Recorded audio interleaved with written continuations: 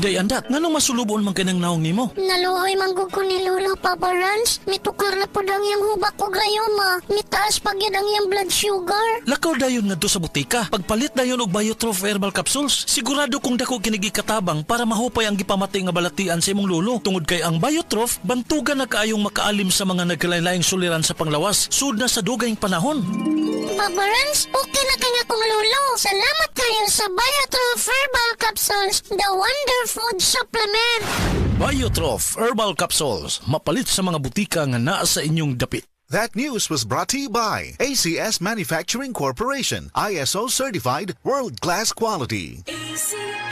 Nibalik na ang pinakauna nga kape nga na ay vitamin D3. Karon, Vita D Plus Coffee Mix na ay reishi mushroom ug mangosteen fruit extract pa. Ang healthy nga kape ug humot ug lami kaayo. Vita D Plus Coffee Mix. May kape na ka, may vitamin D3 pa ka. Mapalit sa mga butika. This news is brought to you by Ginebra San Miguel. Gin is in, Gin to win. Gin's Tanalo sa One Ginebra Nation. Promo runs from March 15 to July 31, 2025. Per DOH FDA CFRR permit number 0017, series of 2025. Drink responsibly.